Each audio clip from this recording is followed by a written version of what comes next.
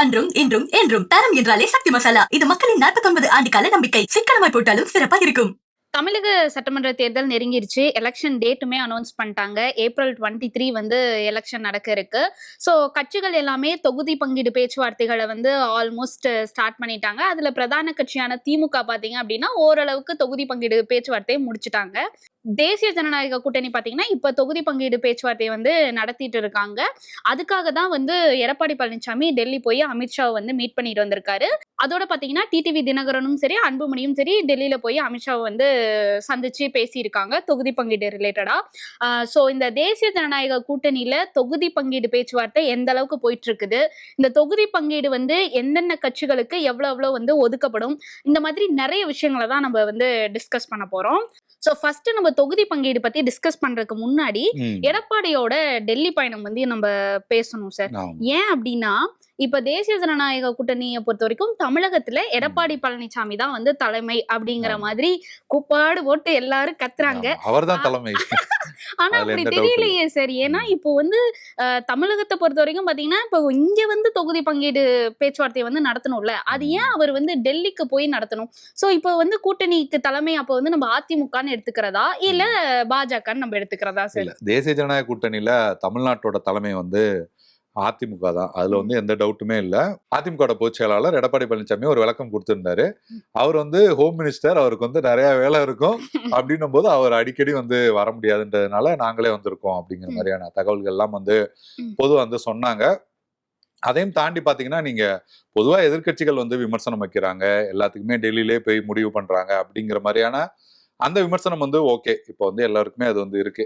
கடந்த காலத்துல கருணாநிதி அவர் இருக்கும்போதும் இல்ல ஜெயலலிதா இருக்கும்போதோ எல்லாருமே இங்கதான் அந்த சீட்டு பேச்சுவார்த்தை எல்லாமே நடந்தது. குறிப்பா இப்ப நம்ம அதிமுக பத்தி பார்த்தோம்னா, கூட்டணியில இருந்தா இங்கதான் நடக்கும் அப்படிங்கிறது அது மாறி இருக்கு அப்படிங்கிற அந்த விமர்சனம் எல்லாம் வந்து இருக்கு. அதை தவிர்த்துட்டு நம்ம பார்த்தோம்னா அவரோட டெல்லி பயணம் எதற்காக அப்படின்னு நம்ம பார்த்தோம்னா, தமிழக இதுக்கான பொறுப்பாளர் வந்து பியூஷ் கோயல் தான் இருக்காரு. அவர் கூட வந்து 2 முறை பேச்சுவார்த்தை வந்து ஏற்கனவே நடந்துருச்சு. சமீபத்துல கூட திருச்சியில வந்து பேச்சுவார்த்தை எல்லாம் வந்து நடந்தது. அந்த பேச்சுவார்த்தைகள்ல வந்து எடப்பாடி பழனிசாமி அவர் காட்டுற ஒரு கரார் தன்மை அப்படின்னு கூட வச்சுக்கலாம். நான் இவ்வளவுதான் கொடுக்க முடியும், இவ்வளவுதான் நீங்க ஜெயிக்கிறதுக்கான உங்களுக்கு வாய்ப்புகள் இருக்கு அப்படின்னும் போது இவ்வளவுதான் வாய்ப்புகள் இருக்கு அப்படிங்கிற மாதிரி அவர் சில விஷயங்கள் வந்து சொல்றாரு. அதுல பியூஷ் கோயலுமே வந்து அவருக்குமே வந்து இந்த சுமூகமா இந்த கூட்டணி வந்து பேசி முடிக்க முடியல அப்படின்ற பட்சத்துல இவருமே வந்து நம்ம போய் மேல சொல்லி சரி பண்ணிடலாம்.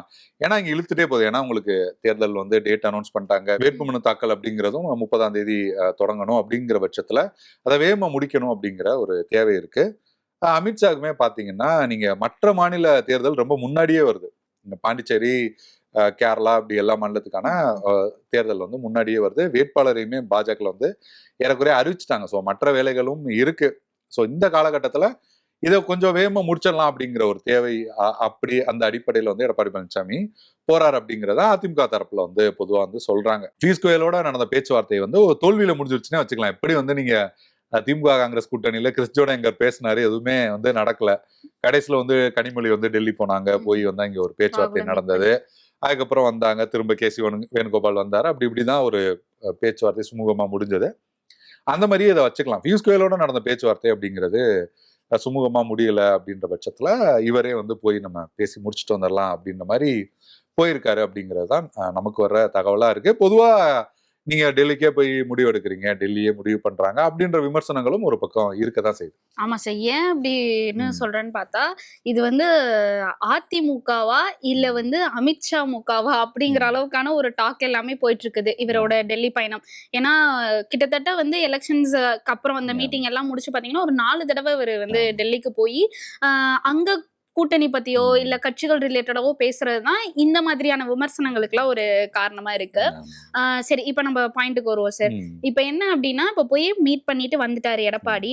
சோ இந்த தொகுதி பங்கீடு பேச்சுவார்த்தை பாத்தீங்கன்னா சுமூகமா இருக்குமா? யாருக்கு எவ்வளவு தொகுதிகள் வந்து ஒதுக்கப்படும் சார்? இல்ல, நீங்க சொன்ன மாதிரி ஜெயலலிதா அவங்களோட மறைவுக்கு பிறகே அதுக்கப்புறம் எடப்பாடி பழனிசாமி முதல்வர் ஆனாரு.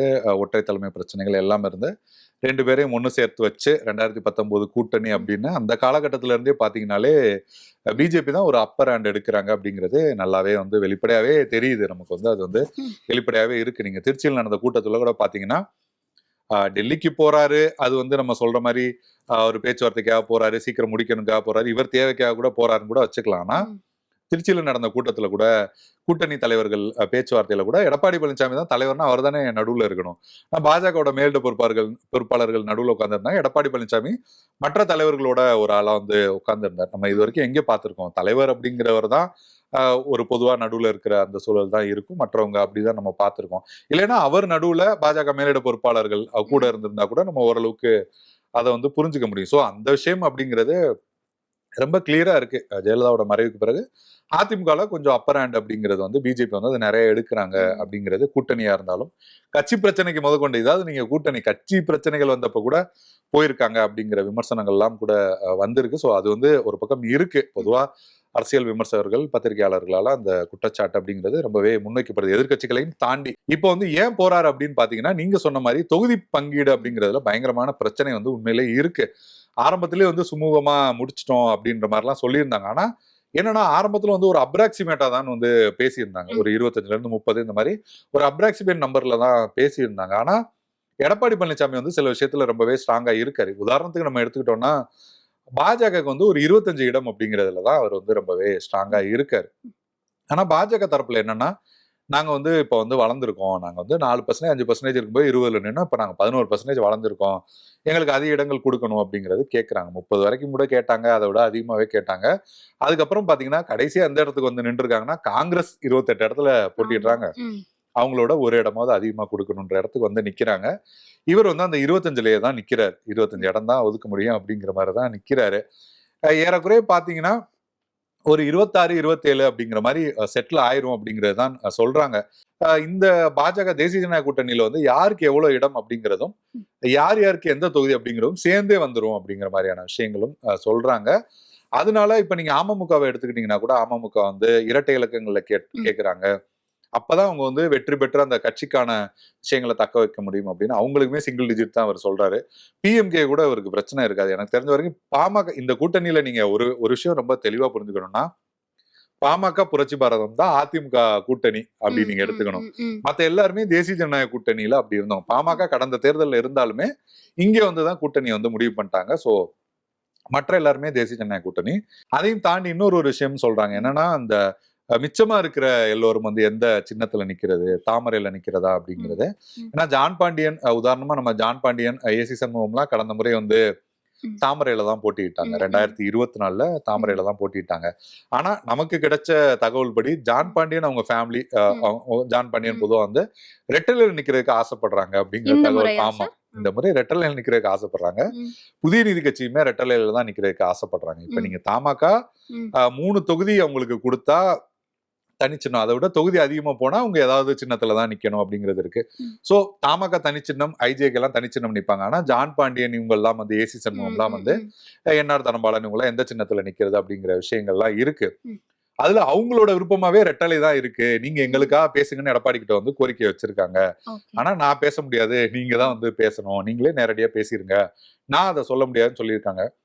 ஏறக்குறைய அந்த மாதிரியான விஷயங்களும் இந்த பேச்சுவார்த்தையில வந்து நடந்திருக்கும் அப்படிங்கிறத சொல்றாங்க.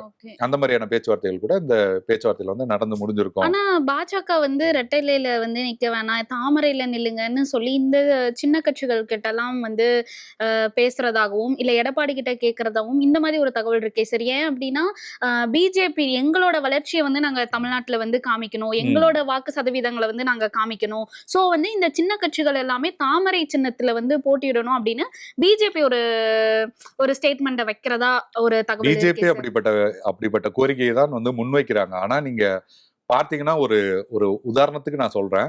ஒரு அதிமுக ஒரு 80 இல்ல 90 இடம் ஜெயிச்சுட்டாங்க அப்படின்னா, பாஜக கிட்ட அதிகமான எம்எல்ஏக்கள் இருக்காங்க, அமமுக அதிகமான எம்எல்ஏக்கள் இருக்கிறாங்க, பாமக அதிகமான எம்எல்ஏக்கள், பாமக கூட ஓரளவுக்கு ஏடிஎம்கேக்கு சப்போர்ட் அந்த மாதிரி இருந்தாலுமே கூட, அப்போ வந்து அது ஆட்சி வந்து யாரோட ஆட்சியா இருக்கும்? பாஜக எம்எல்ஏக்கள் அதிகமா நின்னு இந்த நீங்க தனியா நிக்கிறவங்க எல்லாருமே தாமரையிலே நிக்கிறாங்க.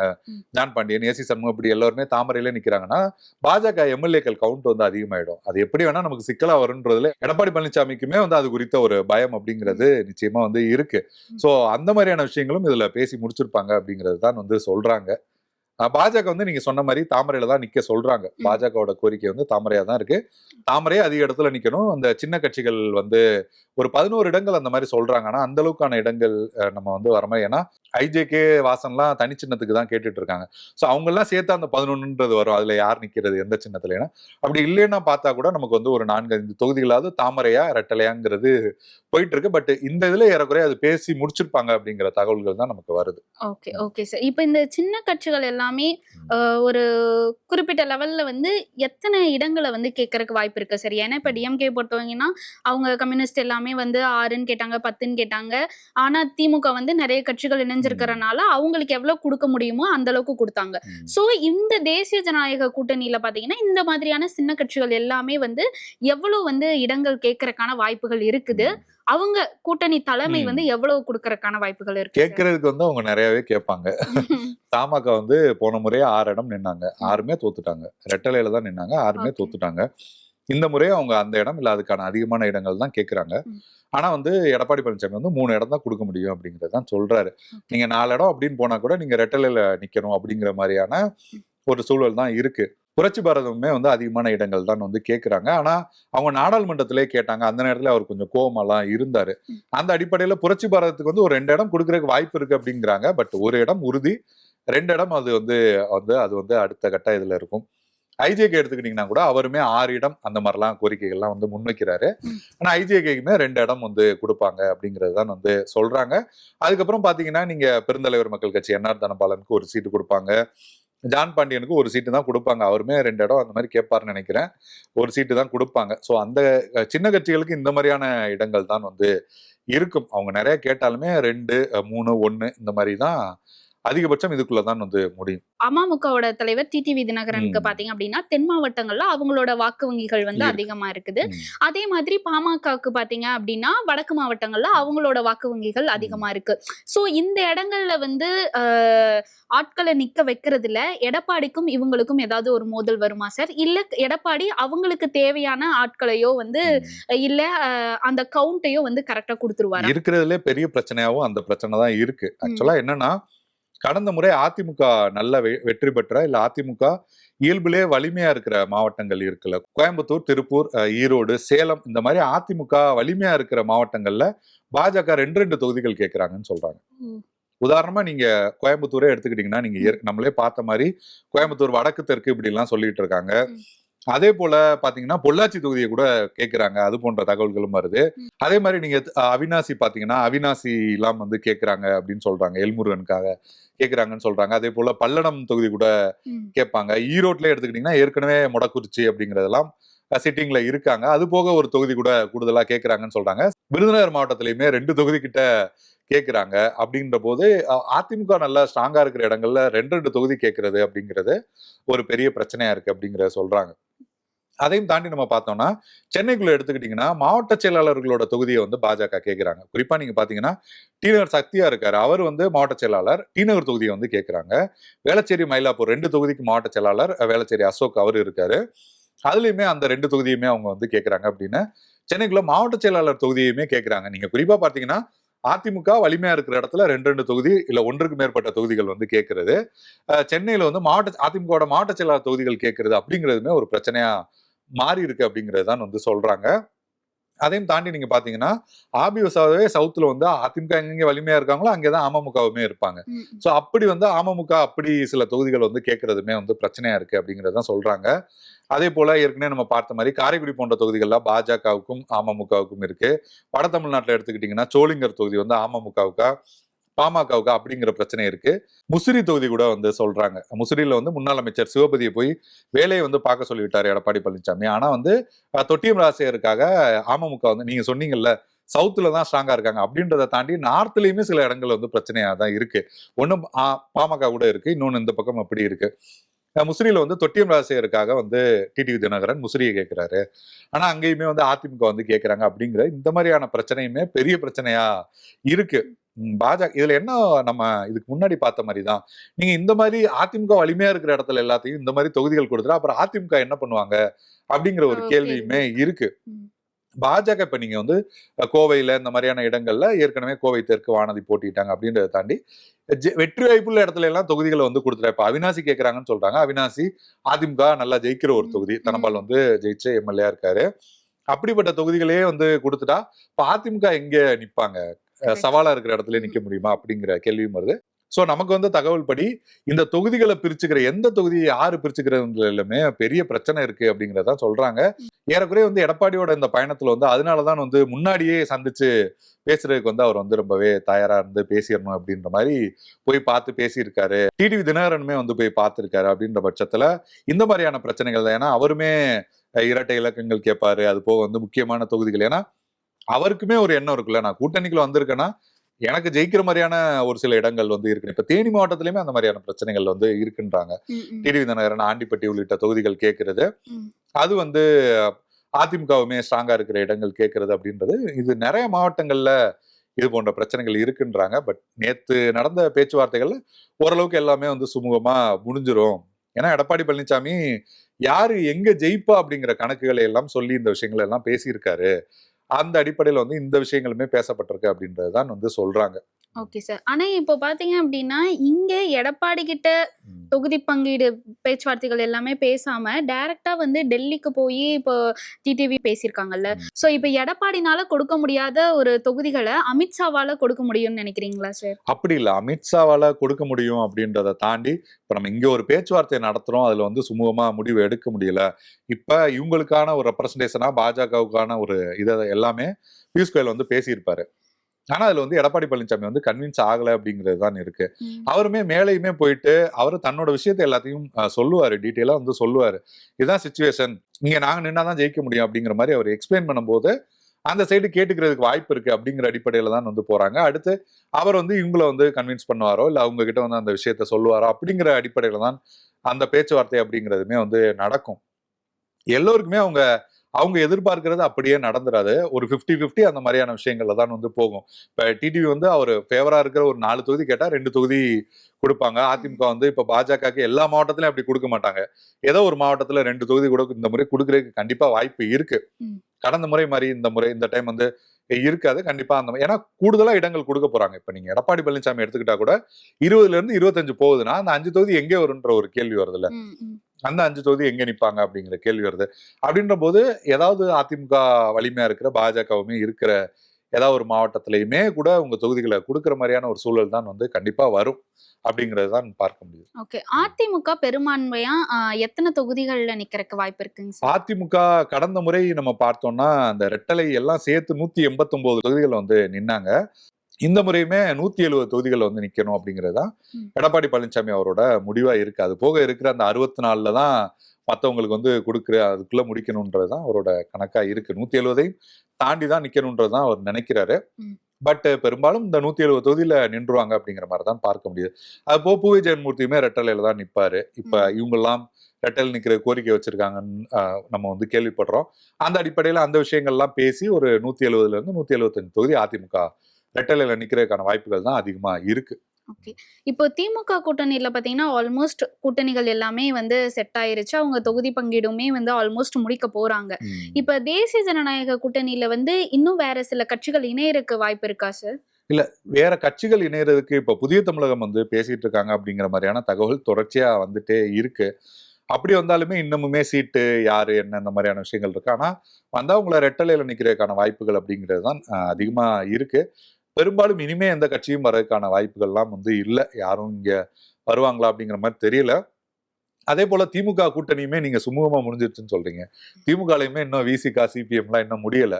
இன்னைக்கு நாளைக்கு முடிஞ்சிரும் அப்படிங்கிற மாதிரி தான் வந்து சொல்றாங்க. பட் அங்கேயுமே இழுபறி அப்படிங்கிறது போயிட்டு இருக்கு. தமிழக வாழ்வுரிமை கட்சியுமே எங்களுக்கு 2 இடம் கொடுக்கணும், இல்லைன்னா தனிச்சு கூட நிப்போம் அப்படின்லாம் சொல்றாங்க. சோ அங்கேயுமே கொஞ்சம் இழுபறி தான் இருக்கு. ஸ்டாலின் பாத்தீங்க அப்படின்னா எடப்பாடியோட டெல்லி பயணத்தை வந்து விமர்சிச்சிருந்தாரு இன்னைக்கு. அதாவது என்னன்னா இந்த தேர்தலை பொறுத்த வரைக்கும் பாத்தீங்கன்னா தமிழகமா இல்ல டெல்லியா இதுதான் வந்து போட்டி அப்படிங்கிற மாதிரி விமர்சிச்சிருந்தாரு. ஏன்னா இவர் போய் டெல்லியில போய் எல்லாத்தையும் ஒவ்வொன்னா பேசிட்டு இருக்காரு அப்படின்னு. சோ அதே போல பாத்தீங்க அப்படின்னா KN நேருமே பயங்கரமா விமர்சிச்சிருந்தாரு இன்னைக்கு எடப்பாடிய. அதாவது அப்ப கடைக்கு ஓனர் உறுப்பினர் வந்து அண்ணன் இல்லையா அப்படிங்கிற மாதிரிலாம் நக்கலா வந்து இவரை வந்து பேசியிருந்தாரு. சோ என்ன அப்படின்னா இவங்களோட டெல்லி பயணமோ இல்ல பிஜேபியோட இன்வால்வோ டிஎம்கேக்கு ஒரு பிளஸ்ஸா இருக்காங்க சார். இந்த தேர்தல் மட்டுமே இல்ல, நீங்க 2019 அது கூட நாடாளுமன்ற தேர்தல். ஆனா 2021 தேர்தலே வந்து ஏறக்குறைய அப்படிதான் வந்து எதிர்கொண்டாங்க. அதுக்கு முன்னாடி மனுஸ்மிருதி பிரச்சனை, நிறைய பிரச்சனைகள் பாஜக ஆட்சி சார்ந்த அந்த மாதிரி நிறைய விஷயங்கள் வந்தது. ஸோ அப்பவே வந்து பாஜகவா திமுகவா அப்படிங்கிற மாதிரி தான் வந்து இருந்தது. அந்த உள்ளாட்சி தேர்தலில் வேணா அவங்க அந்த இதை விட்டுருக்கலாம். ஏன்னா இப்போ வந்து பாஜகலாம் தனிச்சு தான் நின்றாங்க. ஸோ அதை சொல்லவும் முடியாதுன்னு வச்சுங்களேன். 2024லயுமே நாடாளுமன்ற தேர்தல்னால அப்படி ஒரு விஷயம் வந்து இருந்தது. இந்தியா கூட்டணியா, பாஜகவா, என்டிஏவா அப்படின்னு. இந்த தேர்தலையுமே அது இருக்கு. அது இயல்புலே வந்து திமுகவுக்கு வந்து அது வந்து சாதகமா இருக்கிற ஒரு விஷயம் தான். நீங்க ஒரு புறம் விமர்சனங்கள் இருக்கு அப்படிங்கறத திமுக வந்து அதை தொடர்ச்சியா வந்து சொல்லிக்கிட்டே இருப்பாங்க. இங்க இருக்கிற அதிமுக விமர்சிக்கிறது இந்த விஷயங்களை தாண்டி இவங்க வந்தாலுமே கூட அங்கிருந்து தான் ஆட்சி நடக்கும், உங்களுக்கு அங்கிருந்து தான் எல்லாமே நடக்கும் அப்படிங்கிற மாதிரி ஒரு தோற்றத்தை வந்து உருவாக்குறது மூலமா நிச்சயமா அது வந்து திமுகவுக்கு வந்து பலன் கொடுக்க தான் செய்யும். அதுக்கேற்ற மாதிரியான சம்பவங்கள் தான் வந்து நடந்துட்டு இருக்கு. என்னன்னா இதுல ஒரே ஒரு விஷயம்னா, இந்த மாதிரி எந்த பிரச்சனையுமே வெளியில தெரியாத அளவுக்கு இந்த கூட்டணி, இந்த பேச்சுவார்த்தை அதெல்லாம் சுமூகமா முடிச்சிடணும் அப்படிங்கிறது தான் எடப்பாடி பழனிசாமியோட தாட்டாவும் இருக்கு, பாஜகவோட விஷயமாவும் இருக்கு. டிடிவி தினகரன் எல்லாருமே அப்படிதான் நினைக்கிறாங்க. ஆனா அதையும் தாண்டி அந்த விஷயம் வந்து வெளியில வந்துடுது. அது வந்து தொகுதி இந்த மாதிரியான விஷயங்கள்ல பிரச்சனை ஆயிடுது. ஏன்னா எடப்பாடி பழனிசாமி திரும்ப திரும்ப ஒரு விஷயத்த சொல்லிக்கிட்டே இருக்காரு. கூட்டணி பேச்சுவார்த்தையெல்லாம் நாங்க எப்பயோ சுமூகமா முடிச்சிட்டோம், அதெல்லாம் முடிஞ்சிருச்சு அப்படின்னு. ஆனா உண்மை என்னன்னா அது இல்லைன்றது அப்பட்டமா தெரிஞ்சுக்கிட்டே தான் இருக்கு. அதையும் தாண்டி வந்து செலவு செய்யறது அப்படிங்கறத பத்தியுமே இந்த பேச்சுவார்த்தையில் நடந்திருக்கு அப்படிங்கறதுமே சொல்றாங்க. ஏன்னா கடந்த முறை வந்து 2021 தேர்தல் நடந்தப்ப அதிமுக ஆளுங்கட்சியா இருந்தாங்க. பணம் உள்ளிட்ட விஷயங்கள ரொம்பவே தாராளமா இருந்ததை பார்க்க முடிஞ்சது. அப்ப அமைச்சர்களா இருந்தாங்க, அவங்களுமே செலவு பண்ணாங்க. இப்பயுமே வந்து முன்னாள் அமைச்சர்கள்ல குறிப்பிட்ட சிலர் தான் வந்து பொதுவா செலவு இது பண்றது அப்படிங்கிறதுக்கு தயாரா இருக்காங்க. வேலுமணி மாதிரி, சி விஜயபாஸ்கர் மாதிரி, தங்கமணி மாதிரி அப்படி. ஆனா பல இடங்கள்ல வந்து அமைச்சர்கள் வந்து ஒட்டுமொத்தமா எல்லாருக்கும் செலவு பண்றதுக்கு வந்து தயாரா இருக்காங்கன்னா அந்த அளவுக்கு இல்ல அப்படிங்கறது தான் வந்து பார்க்க முடியுது. அப்படி அதிமுகக்குள்ளே இந்த பிரச்சனை இருக்குன்னா அப்ப கூட்டணி கட்சிகளுக்கு யாரு செலவு பண்றது அப்படிங்கிற ஒரு பெரிய கேள்வி எழுந்திருக்கு. ஏன்னா நீங்க கூட்டணின்னு சொல்லும் போது எல்லாமே தேசிய ஜனநாயக கூட்டணி, நாங்க தான் இந்த பிரிச்சு கொடுப்போம், எங்களோட சீட்டு இந்த மாதிரியான விஷயங்கள் வருது. ஆனா பாஜக என்ன சொல்றாங்கன்னா, நீங்க தான் சிஎம் கேண்டிடேட், சோபா நீங்க தான் எடப்பாடி பழனிசாமி தான் சிஎம் கேண்டிடேட், தமிழ்நாட்டுக்கு நீங்க தான் என்டிஏவோட தலைமை இருக்கிறீங்க, நீங்க தான் முதலமைச்சர் வேட்பாளர்னா நீங்க தான் செலவு பண்ணணும் அப்படிங்கிற மாதிரியான ஒரு சூழல் தான் இருக்கு. ஏன்னா அதுல கட்சிக்குள்ளேயே செலவு பண்றதுலயே நிறைய பிரச்சனை இருக்கு. அதிமுகக்குள்ளேயே வந்து இந்த முறை வேட்பாளர்களுக்கு வந்து நல்லா செலவு பண்ற மாதிரியான கேண்டிடேட் தான் பாக்குறாங்க. கட்சி வந்து குறிப்பிட்ட விஷயங்கள் தான் பண்ண முடியும், நீங்க நல்லா செலவு பண்ணிக்கணும் அப்படிங்கிற மாதிரி தான் பாக்குறாங்க. அப்படின்ற பட்சத்துல கூட்டணி கட்சிகளுக்கும் செலவு பண்றதுன்னா நீங்க யோசிங்க, அதிகமா இடம் கொடுத்து கை காசை போட்டு செலவழிச்சு எல்லாரையும் எம்எல்ஏ ஆக்கி அப்படின்னும் போது அதுவுமே ஒரு பெரிய பிரச்சனையா தான் போயிட்டு இருக்கு போல. ஆனா பாஜக தரப்புல வந்து நீங்க தான் முதலமைச்சர் கேண்டிடேட், நீங்க தான் நிக்கணும் அப்படிங்கிற மாதிரி ரொம்பவே கராரா சொல்றாங்க அப்படிங்கிற மாதிரியான தகவல்கள் தான் வந்து நமக்கு வந்து வருது. சோ இப்ப இந்த என்டிஏ கூட்டணியை பொறுத்த வரைக்கும் பிஜேபி தான் எல்லா டிசிஷனும் எடுக்குது அப்படிங்கிற மாதிரியான பேச்சுக்கள் தான் இருக்குது. அப்படி இருந்த போதிலும் பாத்தீங்க அப்படின்னா எல்லா விஷயங்களுமே சுமூகமா முடிஞ்சிருக்கணும்ல சார். அதுல ஏன் வந்து இவ்வளவு ஒரு இழுபறி இருக்குது? எடப்பாடி ஏன் வந்து கராரா இருக்காரு சில விஷயங்கள்ல, எதனால சார்? ஆக்சுவலா நீங்க பாத்தீங்கன்னா 2021 சட்டமன்ற தேர்தல் அப்பவே பாத்தீங்கன்னா பாஜக வந்து தமிழ்நாட்டுல வந்து 60 இடங்கள், எங்களுக்கு வந்து 40 இடங்கள் கொடுக்கணும் அப்படின்னு இப்ப கூட வெளிப்படையா அப்படி பேசல. அப்பெல்லாம் வந்து வெளிப்படையாவே அப்படி பேசினாங்க. ஆனா யாருமே தமிழ்நாட்டுல வந்து எதிர்பார்த்திருக்க மாட்டாங்க. பாஜகக்கு 20 தொகுதியோட வந்து எடப்பாடி பழனிசாமி முடிப்பாரு அப்படிங்கறத அந்த நேரத்துல யாருமே எதிர்பார்க்கல. என்ன காரணம்னா பாஜக சொல்லிட்டு இருந்தது அப்படிங்கிறது 60, 50, 45 இப்படிலாம் சொல்லிட்டு இருந்தாங்க. எல்லோருமே வந்து அதிகமா தான் எதிர்பார்த்தாங்க அவர் வந்து எடப்பாடி பழனிசாமி. ஏன்னா ஏறக்குறைய நீங்க பாத்தீங்கன்னா 19 அதற்கு பிறகுலாம் வந்து பாஜக கை இன்னமுமே ஓங்கி இருந்ததா அப்ப அந்த விமர்சனங்கள்லாம் அதிகமாவே இருந்தது. சோ அந்த காலகட்டத்துல அதிகமான இடங்கள் வந்து அவர் கொடுப்பாரு அப்படின்ற எதிர்பார்த்தாங்க. ஆனா அவர் 20 தொகுதி வந்து கராரா முடிச்சுட்டாரு. அதே போலதான் இப்பயுமே என்னன்னா அவரை பொறுத்த வரைக்கும் வந்து நீங்க கூட்டணிக்கு போறது, சில விஷயங்கள் பாஜக சொல்றது கேட்கறது அப்படிங்கறதெல்லாம் அவர் வந்து இறங்கி போயிடுவாரு. ஆனா சில விஷயங்கள் அவர் வந்து பாயிண்டோட எடுத்து சொல்றது, இங்க நின்றா இவ்வளவு வெற்றி பெற முடியாது, பாஜக வேட்பாளர்கள் கிடையாது, எங்க கிட்ட வேட்பாளர்கள் இருக்காங்க, நம்ம திரும்ப ஜெயிக்கணும்னா இதுதான் வந்து ஃபேக்ட், அமமுக சீட்டு கேட்டாலுமே இதுதான் வந்து நிலைமை, இவங்க மத்த சின்னத்துல கேட்டாலுமே இதுதான் நிலைமை அப்படிங்கறத அவர் வந்து ரொம்ப டீட்டெயிலாவே அதை போயிட்டு எக்ஸ்பிளைன் பண்றது அப்படிங்கிறது. சோ நம்ம ஜெயிக்க மாட்டோம் அப்படிங்கிறத சொல்லி நம்மளோட வெற்றி வாய்ப்பு பறிபோகும், திமுக திரும்ப வர்றதுக்கு வாய்ப்பா இருக்கும் அப்படிங்கிற மாதிரியான விஷயங்களை சொல்லி அவர் இந்த மாதிரியான விஷயங்கள்ல ரொம்ப கராரா இருந்துடுறாரு. நமக்கு வர தகவல்கள் என்னன்னா அமித்ஷா வந்து இந்த மாதிரியான சில விஷயங்கள் வந்து எடப்பாடி பழனிசாமி சொல்றதை வந்து அக்செப்ட் பண்ணிக்கிறாரு Okay. அப்படிங்கிற தகவல் தான் வந்து நமக்கு பொதுவா வந்து வருது. ஏன்னா இந்த விஷயத்துல கூட இன்னொரு ஒரு கருத்துமே சொன்னாங்க. என்னன்னா, நீங்க தான் சிஎம் கேண்டிடேட், நீங்க தானே பார்த்து போகணும், நீங்க தான் இறங்கி போகணும், நீங்க தான் சரி பண்ணிக்கணும், நீங்க தான் செலவு விஷயத்த பாத்துக்கணும் அப்படிங்கிற விஷயங்களையும் சொல்றாங்க. ஆனா இவங்க வந்து ரொம்ப நான் சொல்றதை தான் நீங்க கேட்கணும், நாங்க இவ்வளவு இடம்னா நீங்க பண்ணியே ஆகணும், அமமுகக்கு இதை கொடுத்துருங்க, அதை பண்ணிடுங்க அப்படிங்கிற அளவுக்கு வந்து பண்ண முடியல அப்படிங்கிறது தான் வந்து இப்போதைக்கு யதார்த்தமாவும் இருக்கு. என்ன காரணம்னா, என்னதான் பண்ணாலும் இங்க அதிமுக தான் வேலை பார்த்தாகணும், அதிமுக தான் பாஜகவுக்கு இப்போதைக்கு ஒரு தோழமையாகவும் இருக்காங்க அப்படின்ற பட்சத்துல ரொம்பவே அவங்க வந்து சில முடிவுகளை எடுக்க வைக்கிறாங்க, சில முடிவுகளை வந்து அவங்களோட தலையீடு இருக்கு அப்படிங்கிறதெல்லாம் உண்மைதான். ஆனா சில டேட்டாஸோட சில காரணங்களோட எடப்பாடி பழனிசாமி வந்து அதை இது பண்ணி கொஞ்சம் அவர் கரார்த்தன்மையோட இருக்காரு அப்படிங்கிற தகவலுமே நமக்கு வந்து வருது. ஏன்னா கடந்த 21 எல்லாருமே அதிக இடங்கள் தான் ஒதுக்குவாங்கன்னு எதிர்பார்த்தாங்க, ஒதுக்கல. இப்பயுமே பாத்தீங்கன்னா பாஜக தரப்புல அண்ணாமலை இருந்த காலகட்டத்துல அதற்கு பிறகு கூட பாத்தீங்கன்னா நாங்க நாடாளுமன்றத்துல வந்து இவ்வளவு இடங்கள் வந்து இவ்வளவு பெர்சன்டேஜ் வாங்கியிருக்கோம், 2வது இடமே 60 தொகுதிகள் வந்திருக்கும், எங்களுக்கு 60 தொகுதிகள் வேணும், 50 தொகுதிகள் வேணும்லாம் கேட்டுட்டு இருந்தாங்க. ஆனா இப்ப பாத்தீங்கன்னா அந்த அளவுக்கு சவுண்டே காணும், வந்து 30 35 இந்த மாதிரிதான் இருக்கு. இன்னும் சொல்ல போனா எடப்பாடி பழனிசாமி 25 தான் தருவேன் அப்படிங்கிற மாதிரி தான் வந்து சொல்லிட்டு இருக்காரு. அது 27 28 முடியும் அப்படிங்கிற மாதிரியான தகவல்கள் தான் வருது.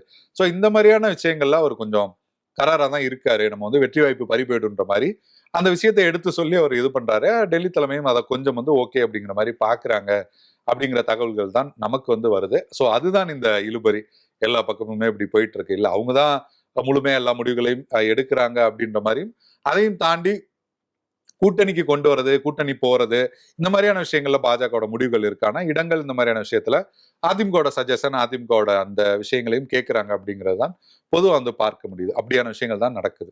ஸோ என்டிஏ கூட்டணி பத்தி நிறைய விஷயங்களை வந்துட்டு நம்ம இன்னைக்கு டிஸ்கஸ் பண்ணியிருந்தோம். ஸோ இதே மாதிரி இன்னும் நிறைய விஷயங்கள் வந்துட்டு அடுத்தடுத்து நடந்துகிட்டே இருக்கும். ஸோ அந்த விஷயங்களை பத்தியும் நம்ம டிஸ்கஸ் பண்ணலாம்.